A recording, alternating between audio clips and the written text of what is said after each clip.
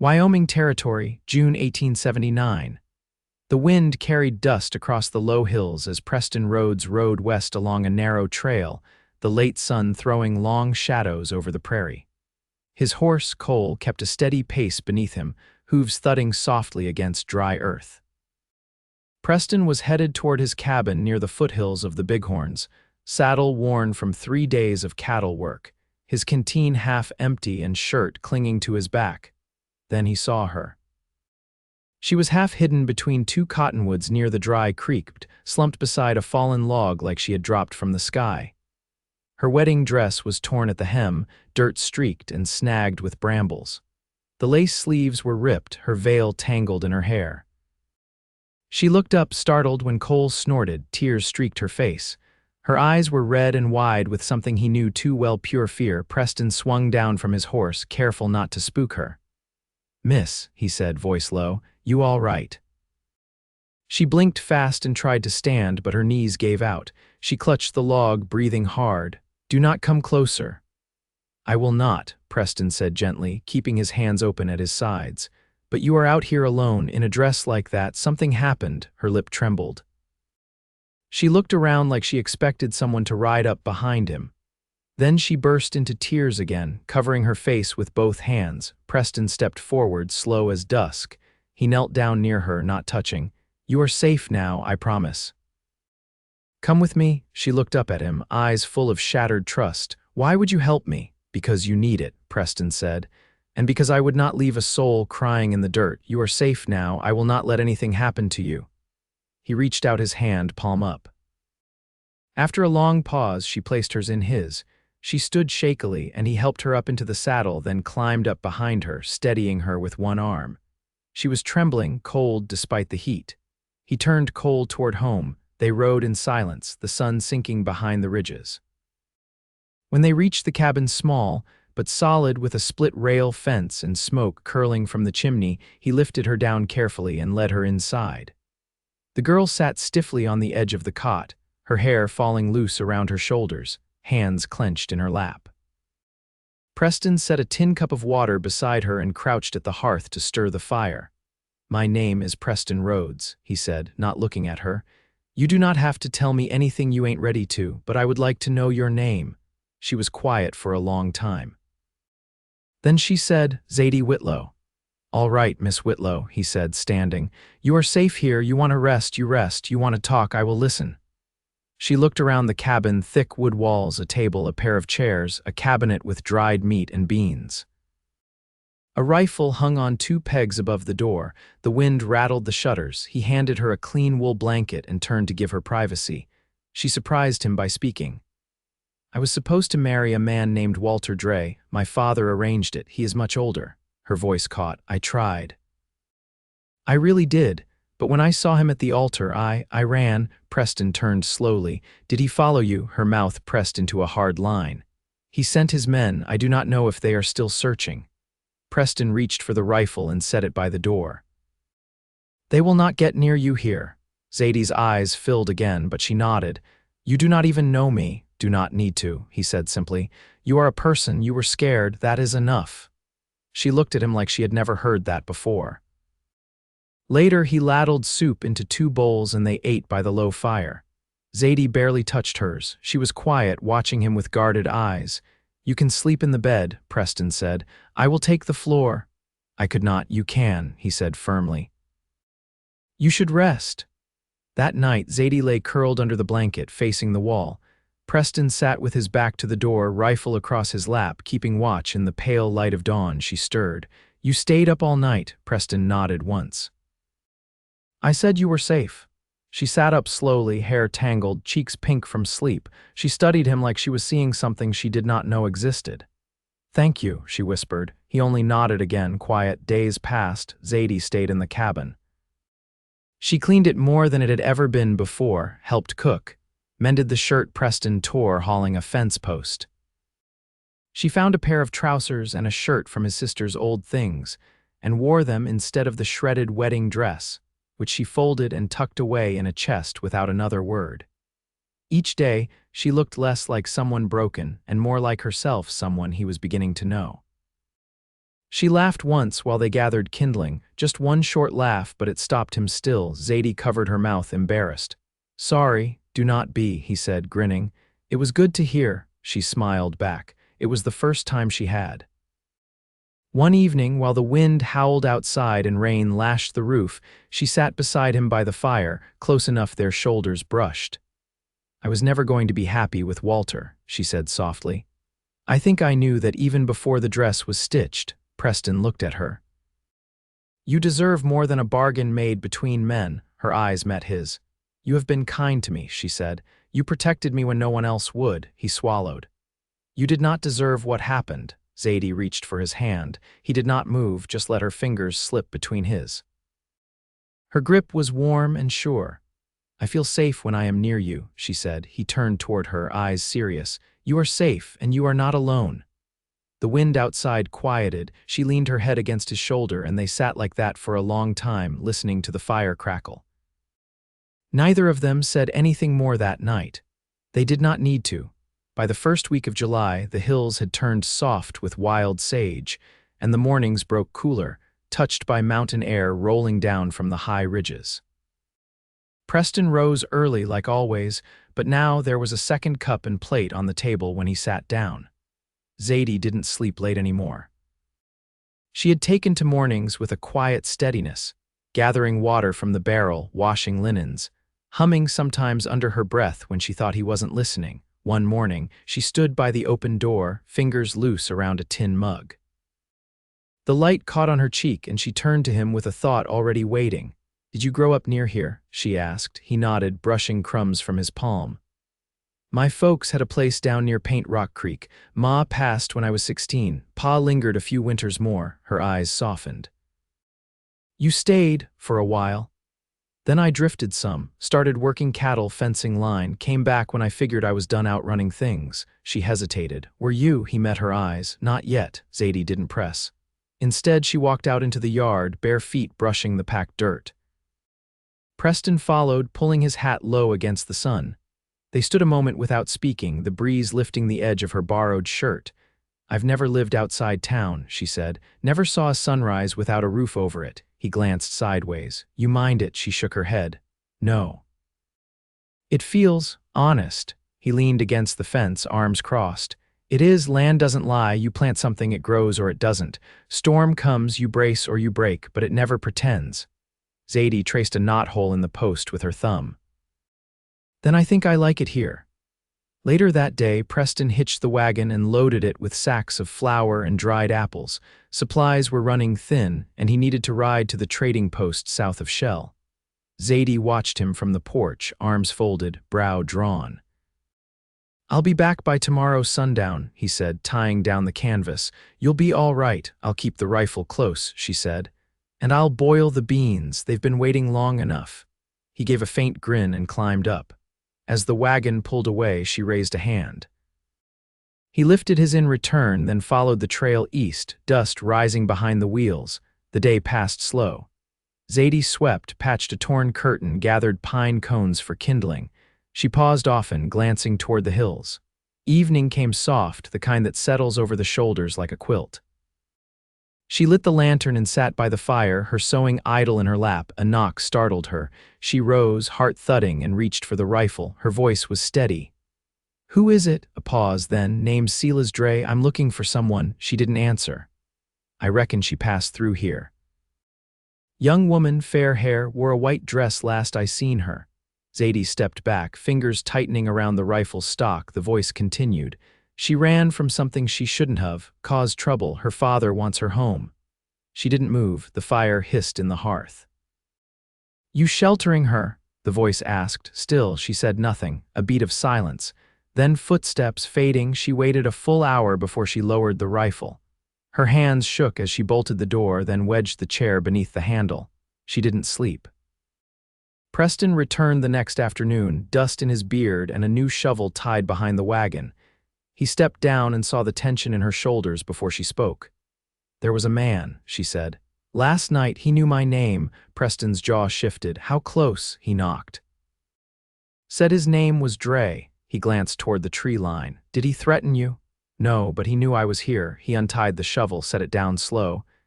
You said Walter sent men. Was he one of them? He's Walter's brother, she said. He used to manage the shipping accounts. Always watched me too long. Preston nodded once. He won't come back. Zadie stepped closer. You don't know that. I know what kind of men he rides with, Preston said. I've seen the way they corner folks who can't fight back. She studied him. And you? I won't let them take you. She looked at the wagon, then back to him. You've got a long trail behind you, don't you? He didn't answer right away.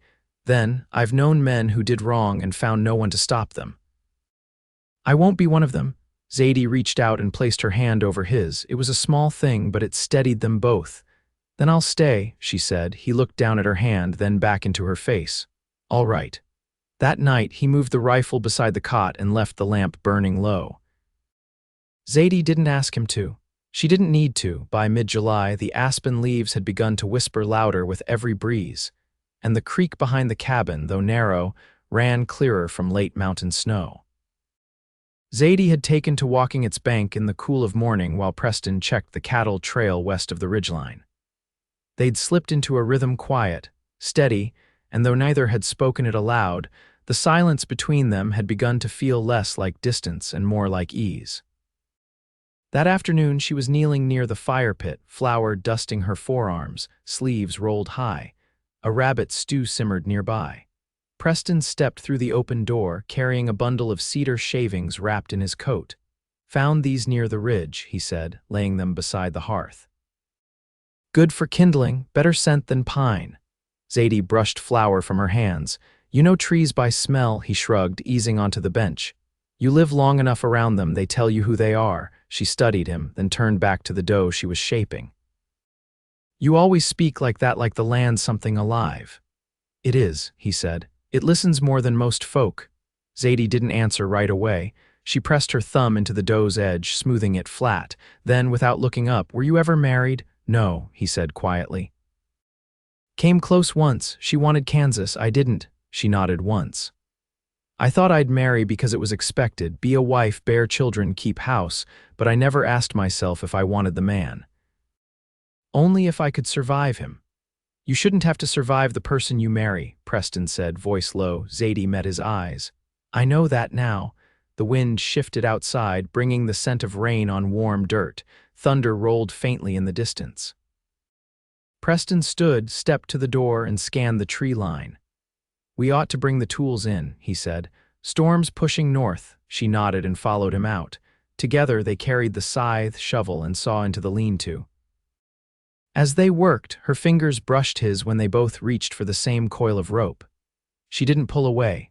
Later, after the rain had passed and the sky turned lavender with evening, they sat on the porch steps, boots muddy, steam from their bowls curling into the cooling air.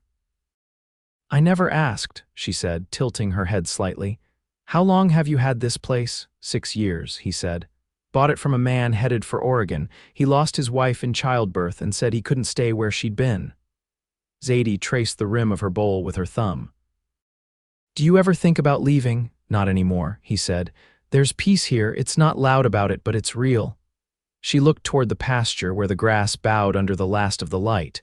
I've started sleeping through the night again. He glanced at her. That's good. It's because of you. He didn't speak, but something shifted in the line of his shoulders.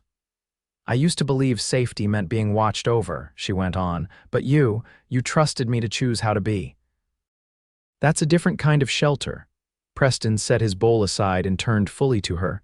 You deserve to decide your own life, not be handed from one man to another like stock. Zadie smiled, soft and slow. That's the first time anyone said that to me. He looked down at his hands. I didn't always think that way. I used to believe a man had to hold everything tight. But I've learned the strongest thing you can do is let someone be who they are. She reached out, rested her fingers lightly on his forearm. And who are you, Preston Rhoades? His mouth twitched, not quite a smile. A man still figuring that out. Zadie's hand didn't move. I like the way you're becoming.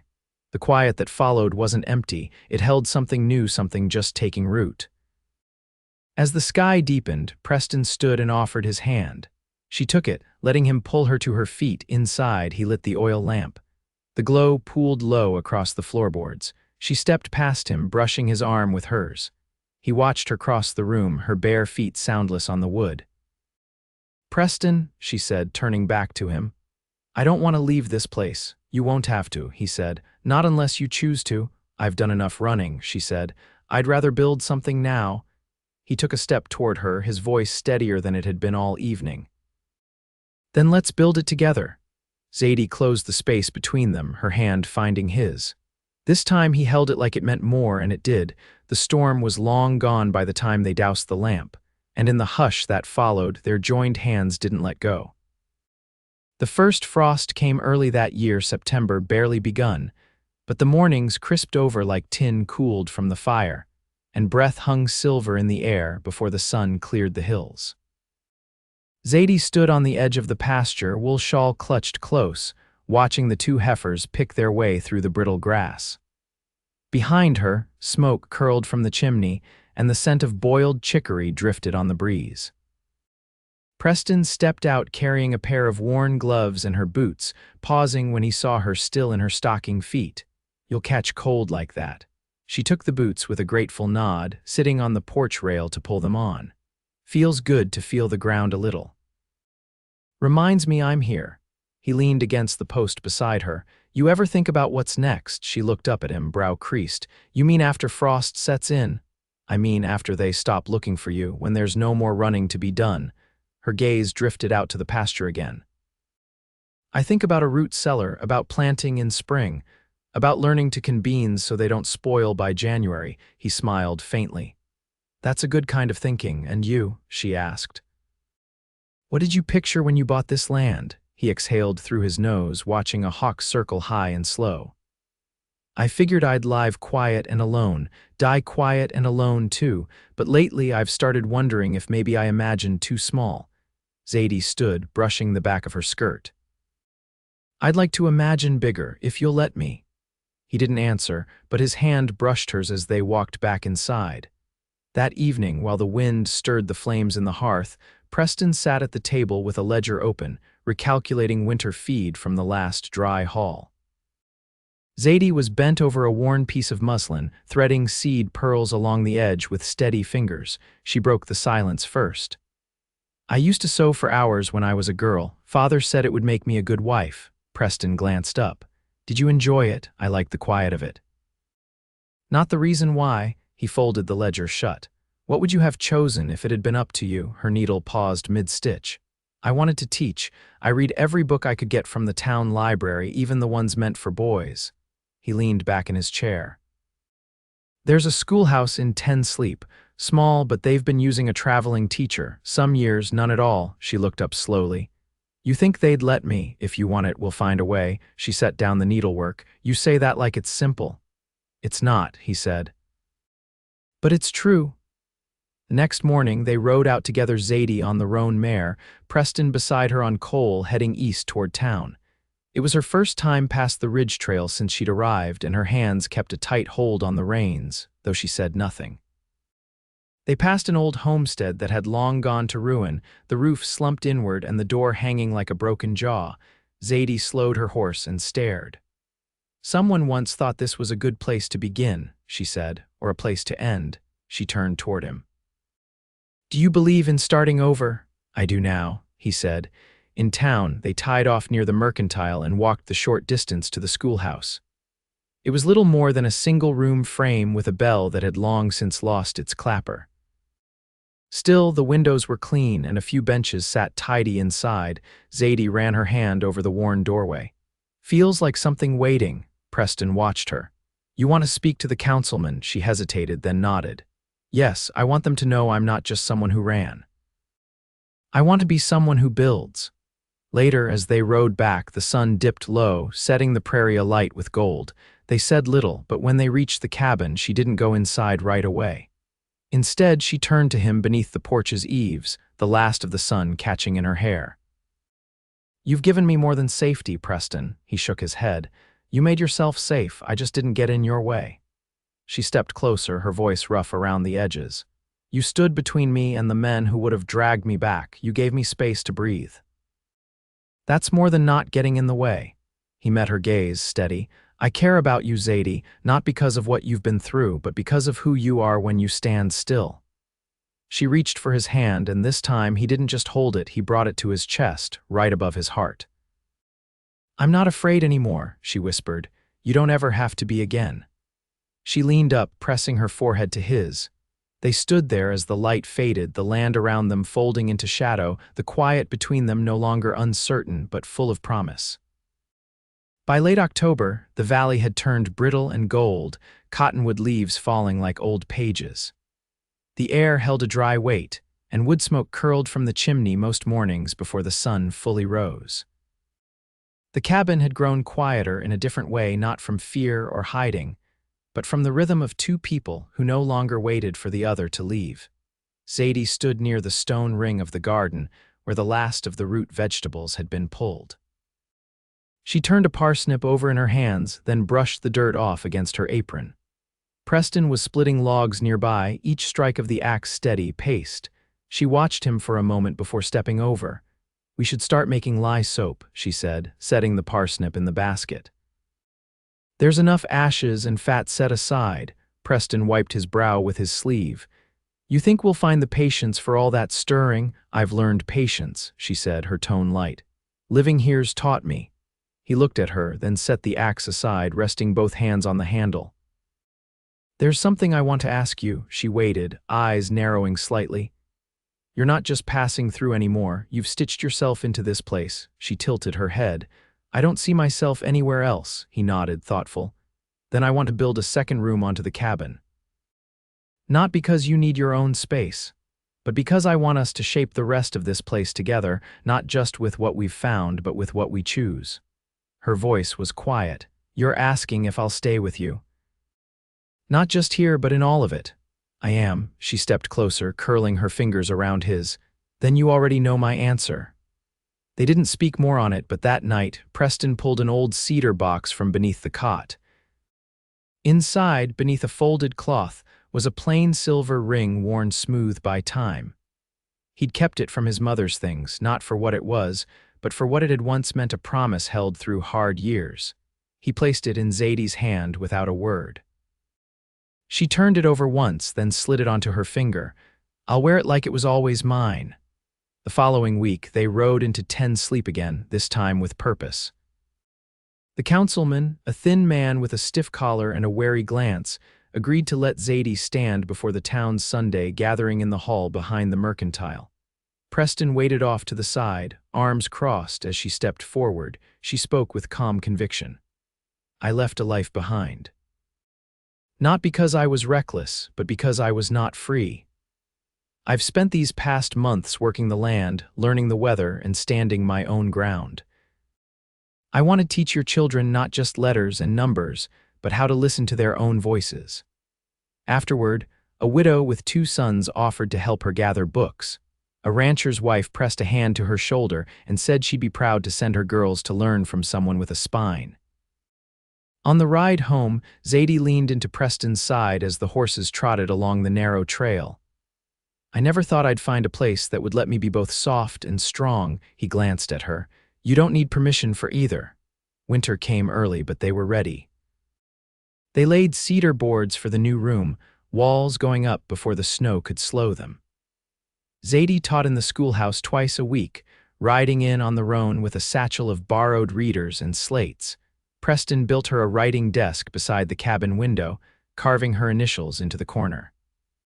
She answered by planting crocuses under their bedroom sill, knowing they'd bloom first come spring.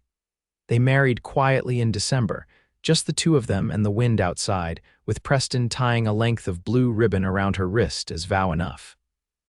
He called her his wife that night, their hands clasped beneath the quilt she'd sewn from old flour sacks and worn shirts. Years passed, slow and good. The second room held shelves of books and a cradle by the fire. Their daughter arrived in a March thaw, a quiet thing with Zadie's eyes and Preston's calm. Zadie continued teaching most seasons, and Preston hired a neighbor boy to help with the cattle when he needed the time to build or mend, or simply walk the land beside his wife and child. They never spoke again of the men who had once chased her, and no one came looking. The world had moved on, as it does, and left them to their own steady making. And in the evenings, when the fire burned low and the child slept deep, Preston would sit with Zadie's hand in his, the worn silver ring still circling her finger. Some peace is fought for. Some is tended like a garden. Theirs had become both a life not just survived but chosen. And they lived it fully together.